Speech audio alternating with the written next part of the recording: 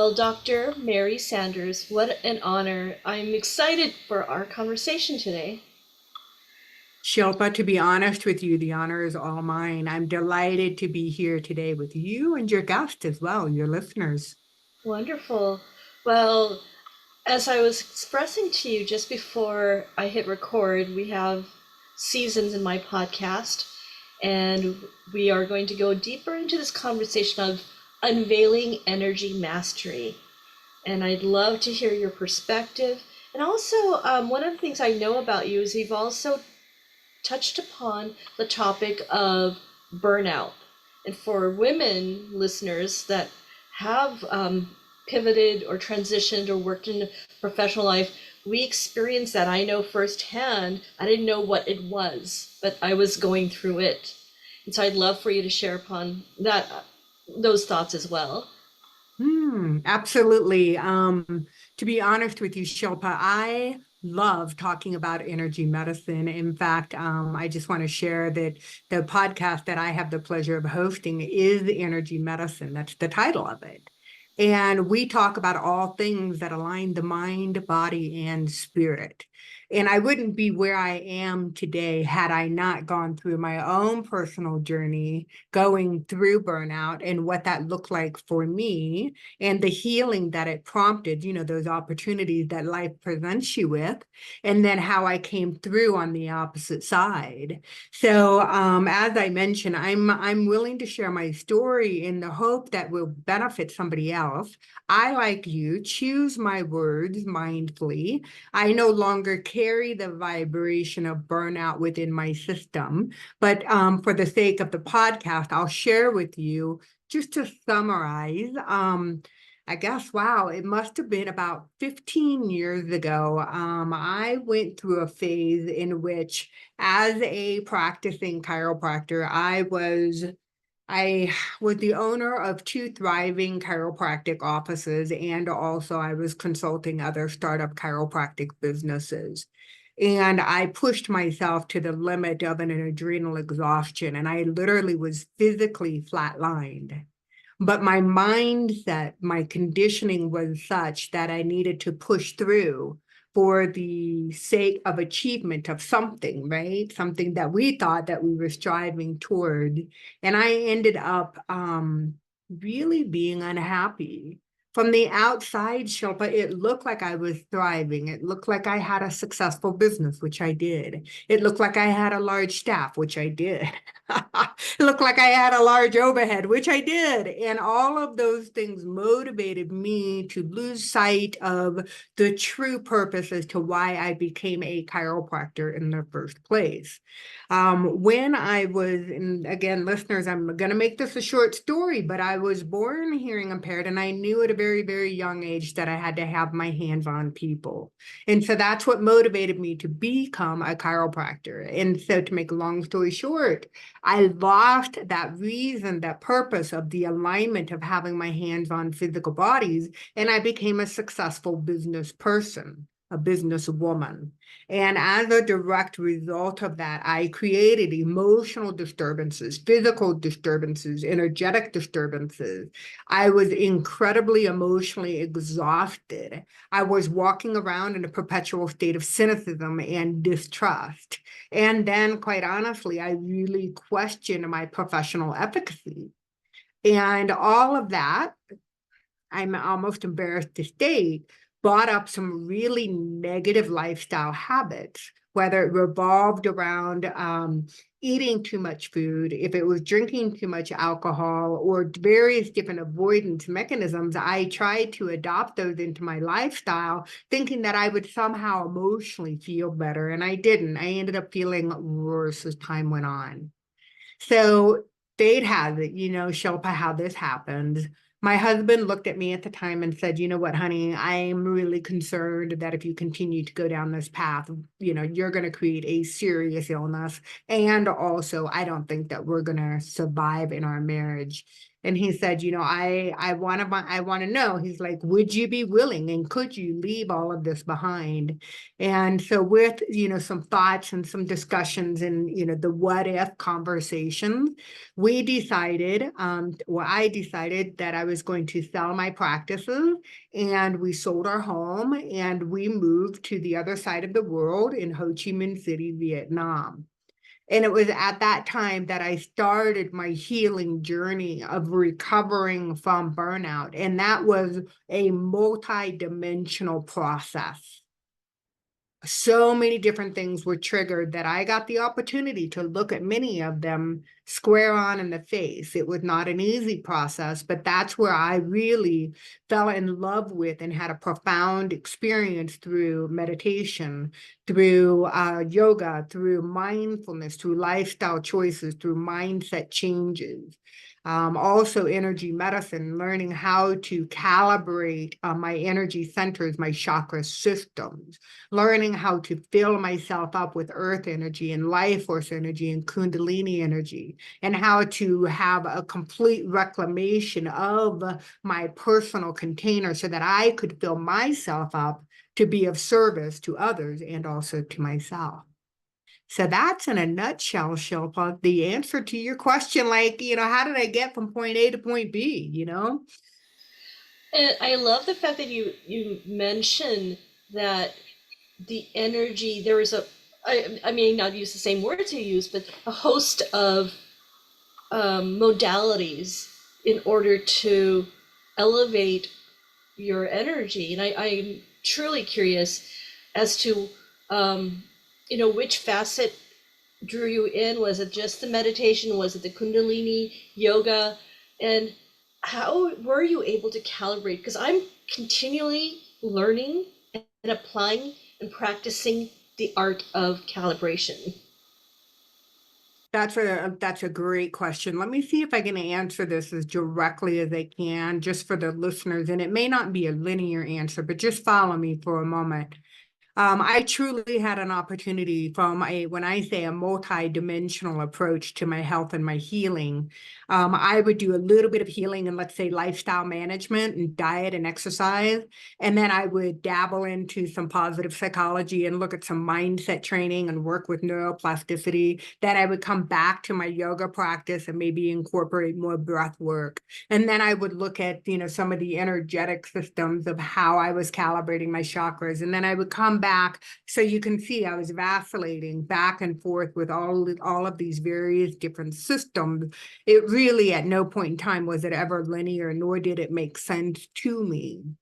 But early on, when I was still living in Colorado Springs, I attended a couple of years to a school called the Wake Point School of Energetic Healing, and it was a branch off of Barbara Brennan's work. And that was when I was really first introduced to the idea of chelations when it comes to energy centers, and then understanding how to manipulate or to spin my chakras within meditation.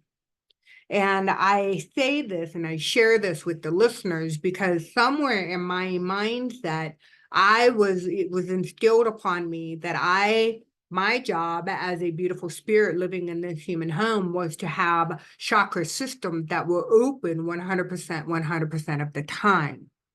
And quite honestly, Shilpa, I learned early on that that was a recipe for disaster. And it made me feel whack-a-doodle to be that sensitive with all my energy centers with the intention of being open and calibrated to that extent. That was too much information to absorb as a highly sensitive person.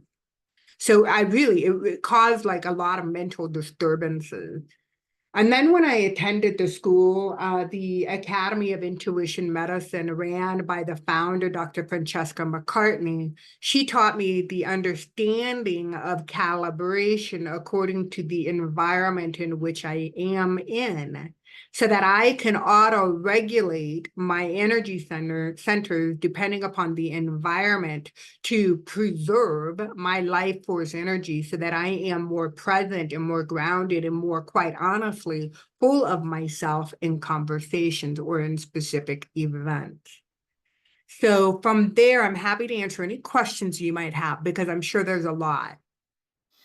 Well, I just find it so immensely fascinating. I personally was raised in the environment of understanding chakra and meditation, and yet I'm a very sensitive yet very scientific individual. So there's conflict there because while on one hand I understand the science behind the energy moving through your spine and understand the science of neuroplasticity, I have a hard time reconciling for myself personally because I am so sensitive. So when I understand from you that you can calibrate, but you need to be aware of how you're showing up and assessing the energy of your environment.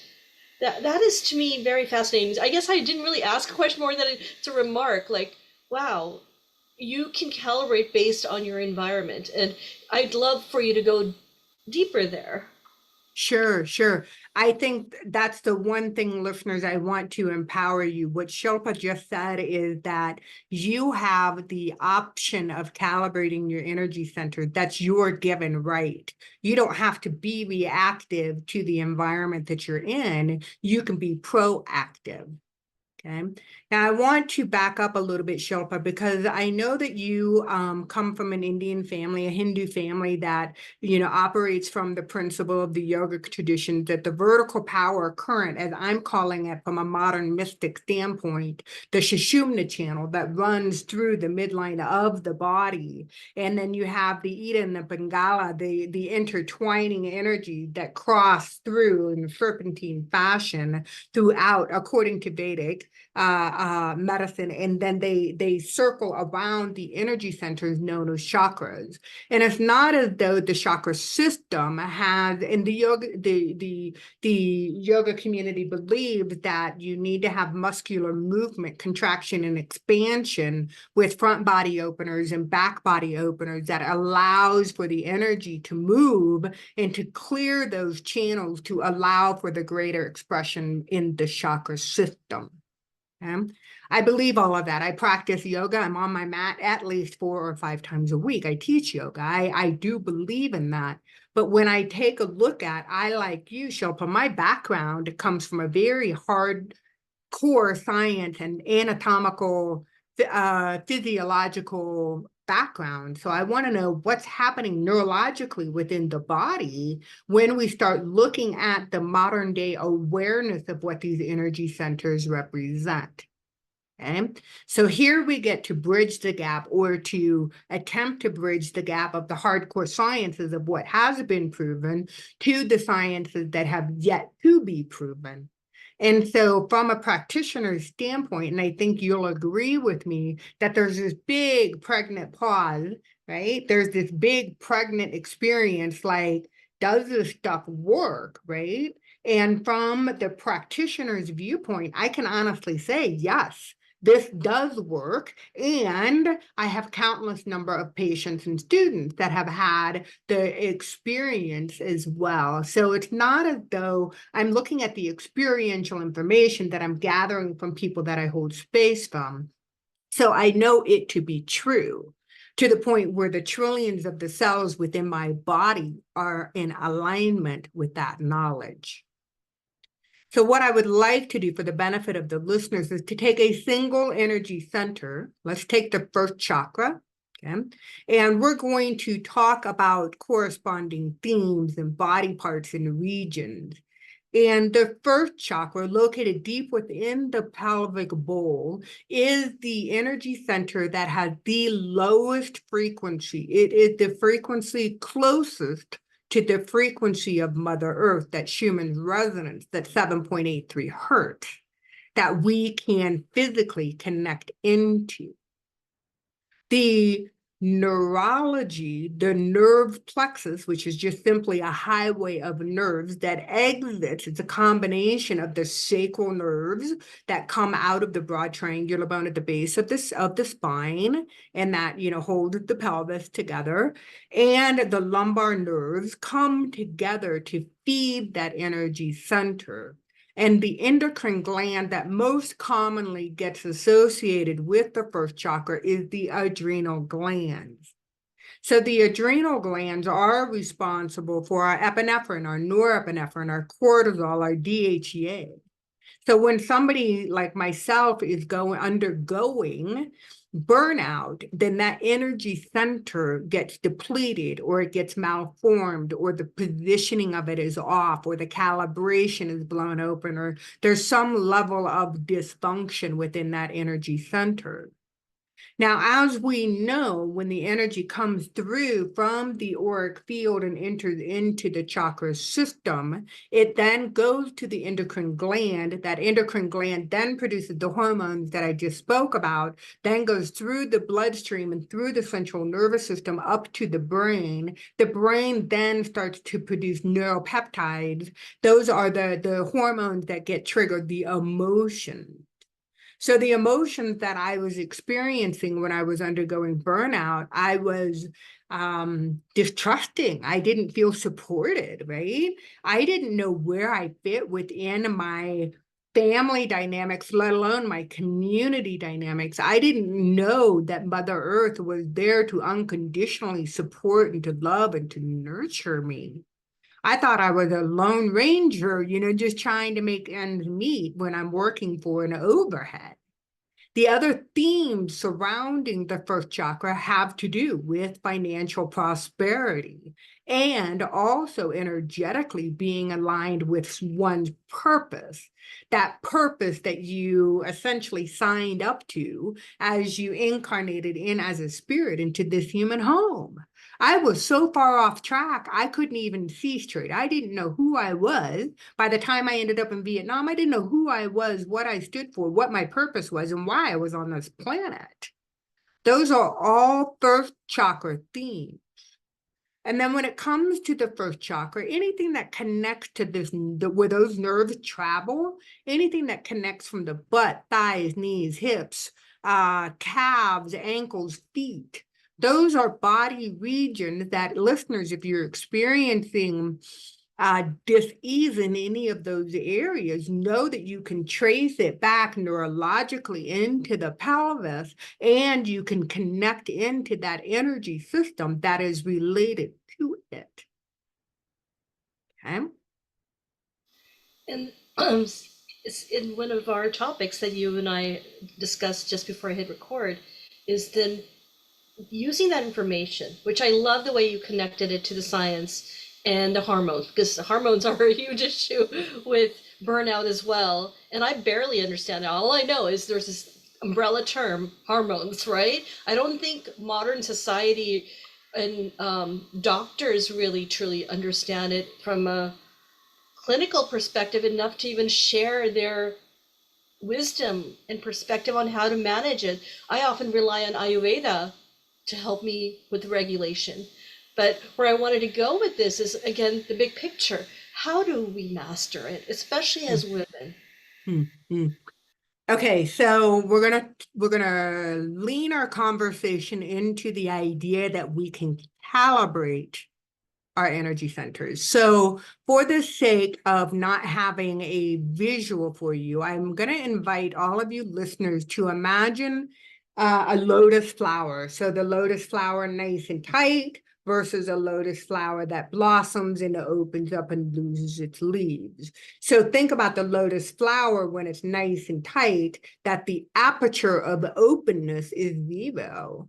And then when it starts to open and lose its leaves, the aperture would be at 100%.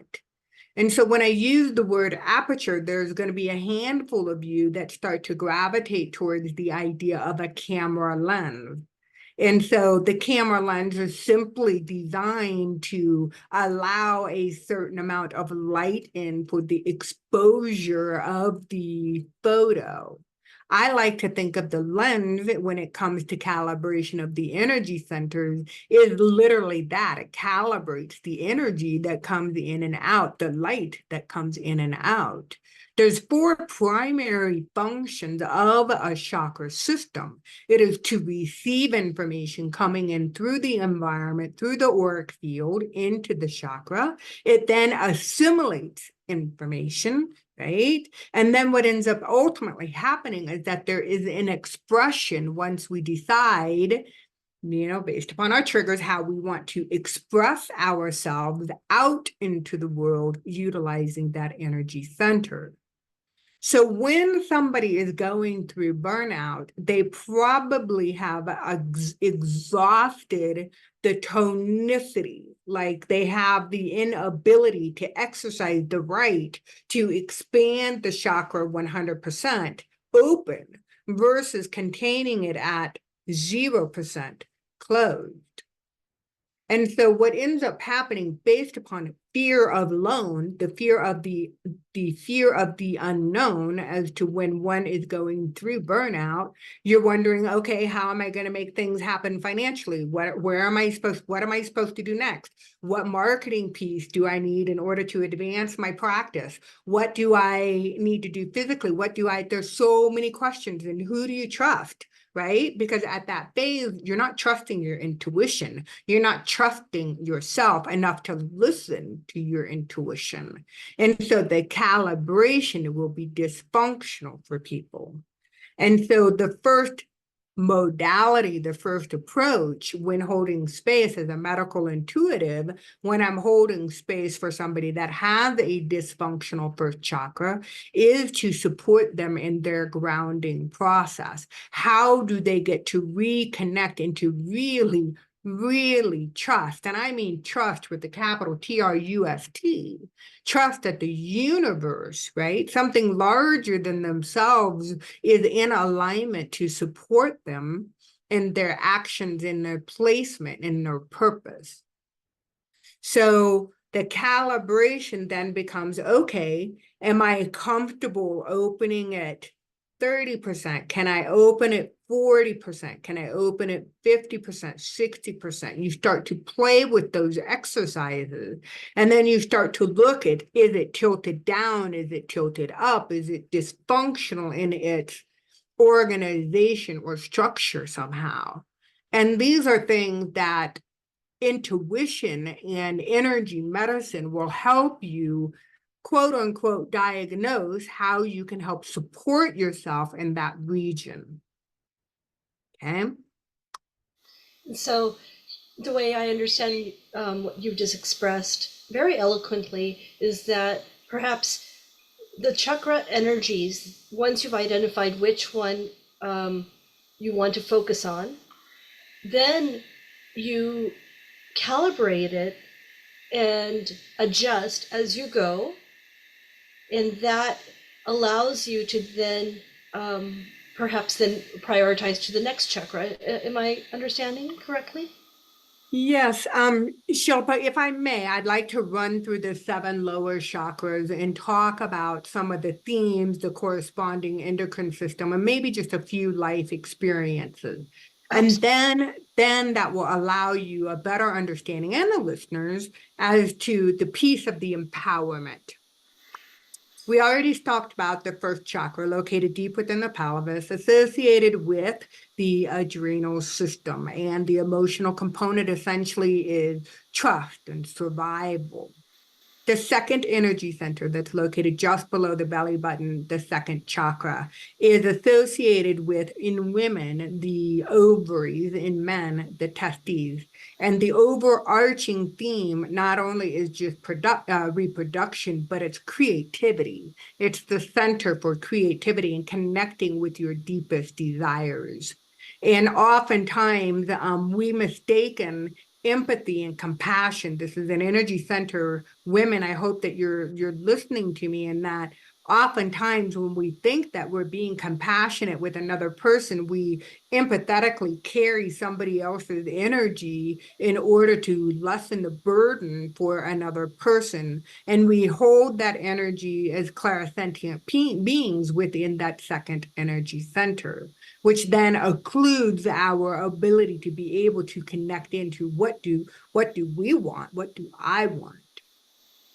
Then as we ascend into the space of the third chakra, which is located just below the ribs and underneath the breastbone, the sternum and the xiphoid process, the energy center, the the solar plexus is known for autonomy, for individuality, for sovereignty. This is the I am center of your energetic body.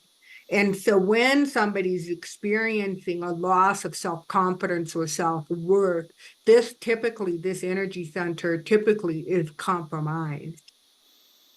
Then when we go up in, and I think I mentioned that it's associated from an endocrine perspective, the pancreas, and with the pancreas, you then you have the liver, gallbladder, spleen. So there's, a complexity happening there. Within the space of the fourth, the energy center located in the center of the breastbone, also known as the sternum, that's the fourth chakra. And that is a revolving around the themes of compassion, right? Love, not only for yourself, but for others. This is the space that I learned when I was going through burnout, that this was the space that got compromised for self-love. Where was my love for myself and holding space and being of service to other people? That's what allowed me to get stuck in the realm of perfectionism, which is highly overrated, and is associated with the thymus. The thymus is an endocrine gland that is typically not productive. It's not active after the age of 18. Then we go into the beautiful space of the fifth. And I say this because many women are challenged in finding their authentic voice, self-expression. That's alignment with their thoughts and their words and their profession and their alignment. And it's intimately connected with the endocrine gland, the thyroid. So that's a lovely energy center, and I say that with kindness and respect, because that's a big center for, I know it was for me and is still for me, but I have done years of healing surrounding this, and I also have an underactive autoimmune disorder with my thyroid being Hashimoto's. So that energy center is a powerful center. Then we ascend into the space of the frontal lobe, or the space of the forehead, and that's known as the third eye. And that's where you're able to tap into your intuition and to see clearly the truth that surrounds you. And when we tap into that, we're activating the pineal system. And within the pineal system, it governs over your sleep-wake cycle, your melatonin. So there's so much power within the space of the sixth. And then coming straight out of the top of the head in the vortex of the cranium is the seventh chakra, and associated with the anterior or the pituitary gland. And that's essentially, from an endocrine perspective, the mother of all regulating hormones. So if the pituitary or there's an HPA axis is thrown off within the body, where the hypothalamus, pituitary, and the adrenal axis is off, it can cause a cascade of negative physical downward spiral effects. So when somebody's compromised emotionally within the seventh, these people are inclined to be people that do spiritual bypasses. They bypass their physical body in order to be in the spiritual realm. They are not embodied. They don't live within their body. Sometimes they run up against judgment in thinking, in their abstract awareness. So those are the lower seven chakras and what they are connected to. As a medical intuitive, my awareness of these energy centers is very holographic, meaning I can't just look at Shilpa's throat chakra and say, oh, and I'm going to say, ooh, I see a connection between your fifth and your second. And oh, by the way, that's your primary connection. And then secondary, which you have underlining it, is a connection between the first and the third. And people are, once you can identify the imbalances, then the control comes back to the individual, right? To I believe we all have the ability to heal ourselves. Again, when I'm holding space, I hold an entrainment frequency for healing. I'm not the person that does the healing. You all are.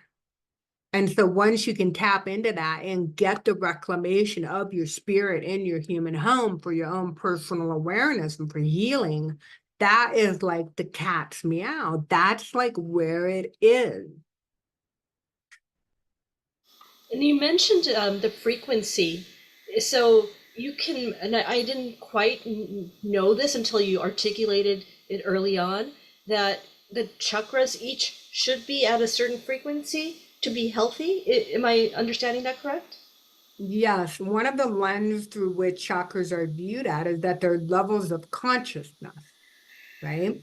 So the lower three chakras, 1, 2, and 3, are most intimately connected with the physical body. The transitional chakra, the fourth chakra, the heart chakra, bridges the gap of the physical world into the spiritual world. And then from a spiritual domain, you have 5, 6, and 7. So it's not a mystery that you could be sitting there saying, oh, I've got thyroid issues, okay, coming from the fifth, with connected with your authentic expression of your deepest creative desires, which comes from the second within the physical body. So there are many different combinations that we can look at, but like, for example, you can say, okay, I want to be a person. I'm switching gears a little bit, but somebody can say, I want to be a person that holds the frequency of love. And that comes from the heart space. That's 528 hertz. And then you're sitting there thinking, wow, well, how would I match the love frequency and bring it back down into the physical realm, connecting into the first chakra at a much lower frequency? And so there are energetic entrainments, and an entrainment essentially is when you have two individual oscillating bodies or organisms that they then lock into phase. They lock into phase so that they can harmonize their frequency. And the interesting thing about this theory that was talked about in the late 1600s by a Dutch physicist is that the harmony then takes the resonance of the higher frequency. So again, these are just, I could talk to you about this for hours because I just find it so fascinating. Could one, in theory then, because you said we could heal ourselves, could one then, let's say I'm on a mission, personally, I'm always trying to improve myself holistically, identify which frequency my chakras are at, and identify the modality that would be most effective in healing? Yes, yes. In theory, you absolutely could. And that would take someone of an awareness, of an advanced awareness, to be able to say, oh, wow, okay, so there's hard, you can't measure a frequency as of yet. So for me, I choose to say, okay, I can identify dysfunction within a chakra system. Let's heal the dysfunctionality associated, whether it be from the emotional, chemical, spiritual, energetic, or physical body within that chakra system, so that you come from a higher vibration as far as health and well-being. That's my preference. Now, I'm not a sound practitioner. Maybe a sound practitioner would say, oh no, take it from the frequency, and the frequency is going to bombard the energy center, which is entirely possible. But when we are looking for the accountability of the reclamation of health and well-being, I believe that we do have the power to heal ourselves in setting the intention, aligning the intentions through thoughts, words, affirmations, activities, to strengthen an energy center back into wholeness. And I like that you are aligned with me, because early on you and I talked about this as well, and you've mentioned through the interview that you are very intentional with your language and your words, because as you know, that holds energy.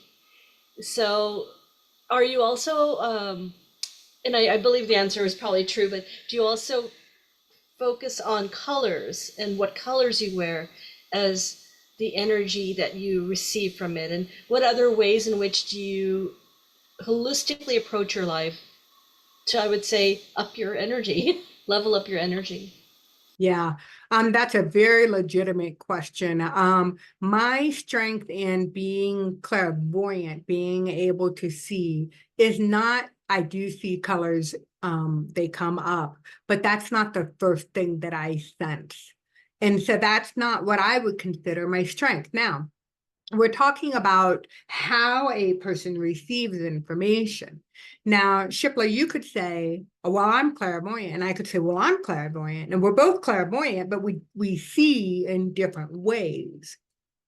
Okay, so I think the first thing that I would invite people to do is to open up their awareness through the state of meditation and ask for information to find out how they receive information. Do they feel it? Do they see it? Do they hear it? Do they smell it? Do they know it? How do they get the information? So I have forgotten what your question was, and somehow I went down that path. I do believe, since you come from a Vedic background, when you start looking at it, it's not that far from the Vedic sciences of identifying various different doshas within a person, meaning that we're all tridoshic, right? We all have aspects of Kapha, Pitta, Veda within the system. It's just how we express it according to the season. Yes, and you did answer my question. I think that I'm just wrapping my mind around how one can achieve uh, basic modality techniques so that they can in Oh, right. everyday life. And so I went from when I heard you talk about sound energy, I thought, oh, the color has energy. But and again, in a roundabout way, I'm going to ask you the question though: you said everyone is differently clairvoyant, perhaps with more awareness or less. Can you share a little more about your clairvoyance and Yes, how yes. you tune into, like, say, my chakras, and maybe you can. I'm just curious. So here's what I know to be true for me. And that is when I set the intention to see information, I don't get stories, I get visions. It's a combination of direct knowing and clairvoyance. So I operate utilizing two strengths of mine, and I just see. And so my job, as I see it as a medical intuitive, is that your spirit and my spirit are in direct communication, and your spirit guides the information based upon what Shipla needs to hear in present time in order to heal in present time. So the information I received today for you might be different than the information that's revealed to me in 4 weeks. But what I trust that whatever information is revealed to me today is what is current right now for you to embark upon the energetic healing. Now, I always support my patients and better understanding how they can connect with various different frequencies for their own well-being, meaning how I teach people how to ground and connect with the earth energy. I teach people how to connect with their life force energy, how to cultivate more of that within their container, and then how to also combine Kundalini energy into that triad of healing energy, because once you can tap into that, there is something really magical that happens, and that you have gone and are going through that reclamation process of really inviting and embodying your spirit so that she can be home within her physical body. So you mentioned grounding, and what's interesting about that is that for the last 2-3 years, I've really zeroed in on the grounding energy, and I go outside barefoot. I also do, after my morning meditation, visual work. where I actually take that energy from above and then release it. And actually, when I do release it, it's all just with my hands and my visioning, but I feel like I feel energy rush through me. Can you share if that is something that Yes, because I don't yes. have this in my head, you know?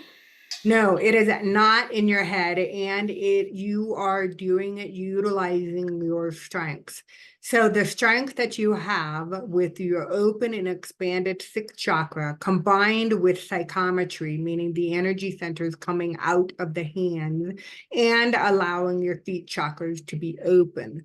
You're literally directing any and all discordant energy which no longer serves you in present time and are releasing it back down into the earth. Now, the job of Mother Earth, Gaia, her job is to receive this energy. And she is so, so powerful in that she'll sweep this energy far below you, beneath your auric field. And she does that beautiful, magical, alchemical process. And she takes that discordant energy and she recharges it, right? She recharges it so that she can be of service to another sentient being who is also open to receiving the earth energy. So whether you're using intention in visualizations, whether you're walking barefoot or using an earthing mat, those are all very powerful tools for connecting to the most sustainable energy. Now, one of the things that I want to mention to the listeners is that on my website, I have a series of three. Their intent, they can be listened to individually, these meditations, these guided meditations, or they can be done consecutively, listened to one after another. And each one is approximately 12 to 15 minutes. And I talk about grounding within the first meditation. And these are all free of charge on my website. When you go to my website, which is Dr. like Dr. Mary, drmarysanders.com/meditation. So when you click on that, you sign up, you'll get an immediate email with these meditations that you can then download and you have them at your disposal. So if you're somebody who's new to this or wants assistance, that's an excellent way. It's a beautiful tool to incorporate your understanding of what earth energy feels like within your physical body. I will most certainly listen to those. I am continually growing and applying things that I learn from my guests. And like I mentioned to you earlier, I'm so fascinated with developing my energy awareness skill sets. And I do believe, going back to the earlier topic, that women who are entrepreneurs or pivoting to becoming an entrepreneur or are still in the professional world, we at some point will possibly experience burnout and not even be aware of it. That was my case.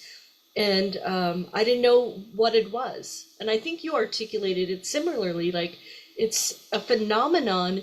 And by society's standards, at least in modern world, there's some level of shame for not pushing ourselves. And that comes from the third chakra. A lot of it does. Uh-huh. Yeah. Now, just to wrap up, because I found everything you said fascinating. How do you work with your patients now? And aside from the show notes showing how people can find you, um, in the last maybe 2 minutes, maybe articulate how people could even work with you remotely. Yeah. And I appreciate you asking, Shilpa, because there's a lot of unknown. People should have questions, okay? So if you're sitting there wondering, is this something that I can resonate with, or is this something for me? I would invite any and all of you to go to my website, and there is an opportunity to have a discovery call, and I'm happy to answer your question. I think that that's the most direct way in order to find out if this is something for you. But my strength, my developing and continuingly to get stronger, is the ability to hold various different frequencies. So for me, the intention is to create an entrainment. And from that entrainment, I utilize various different strengths of mine. I'm incredibly clairsentient. So I can follow the physical body. I can follow it move through your physical body and report back to you what the sensations are and what it possibly could be related to and what it means. And so what ends up happening is that the entrainment opens up doors for your own intuition to receive information. And even though I may say something that says, Shipla, this makes no sense to me, but I'm going to share it with you anyway. And you're going to be like, oh, that totally makes sense to me. It means X, Y, Z. And so then it's a dance. By no means am I approaching this as a superior point of view. We sit energetically knee to knee, and the exploration and the discovery is with both of us jointly. That is wonderful. And I know a lot of what you've articulated, it takes time to process because we are, I believe, not necessarily trained to understand these subtle concepts, but it makes so much sense. And I am just so honored that you took your time to articulate chakra by chakra what it means and what healing can look like for people. Sincerely, my honor. I mean, I cannot tell you that every cell of my being aligns with the desire to educate people. Energy medicine is the evolution. It is where medicine in general is evolving to. We've come the full circle. It used to be part of everyday lives, and now we've gone through traditional medicine, allopathic medicine, integrative medicine, functional medicine. Now we're moving into the energetic realm. And I do believe that there are a handful of practitioners out there that believe this, but they don't have the time to be able to articulate it, nor do they have the training in being able to hold the various different frequencies for the exploration of that process. And the fact that you're sort of I would say, the pioneer in this field that's emerging, you've probably seen so many scenarios where people may not even be aware that functional medicine is not necessarily even the way. I remember when I was very young, I just intuitively would blurt out things that I'd be like, well, what does modern medicine know? It would just come, like things would just come to me. Like I had a cousin who had her thyroid removed, and I just knew that was the right decision. And or anything that would happen to me, I would figure it out. And I didn't need medicine. I'm not saying I don't need medicine now. I'm not going and telling people don't do things that are necessary for your body. But there's a whole science that is yet emerging around energy medicine and energy healing. And Shilpa, I invite you to get reconnected into strength and that part of you that knows. That part of you that knows, so that you can learn to trust the intuition and base your activities upon the information that you receive. That there was a true gift because that totally made sense to me. Like you were saying earlier, that you may say things since it's the person that's receiving the information be like, yeah, because I do often have the biggest challenge is my mind comes in the way, and the intuition and heart become what I doubt. Mm-hmm. And that's part of, I believe, one of the meditations is how to soften away from the frontal lobe and to glide back into the area of the hypothalamus, the space energetically, that beautiful Merkaba that sits within our cranium, in which when we access this information when we are in a state of meditation. You will always be able to receive information from the frontal or the analytical lobe of your brain. But I invite all of us, myself included, listeners, Shipla, everyone, soften away from the frontal lobe, express gratitude for its ability to strategize, execute, plan, and to implement, but soften away and open into the space of where you receive intuition, and intuition comes to us in so many different pathways. That was just brilliantly articulated. Thank you so much, Dr. Mary Sanders. This has been such a honor, and I hope I can bring you back because there are so many energy medicine or energy awareness topics I'd love for you to share and provide your wisdom. Anytime, anytime. Like I said, it's in alignment with my purpose and my mission. So the more people that I can educate and hold space for, then I feel like I am moving in that direct alignment. Wonderful. Well, thank you so much. Have a wonderful day. Thank you. Thank you, listeners.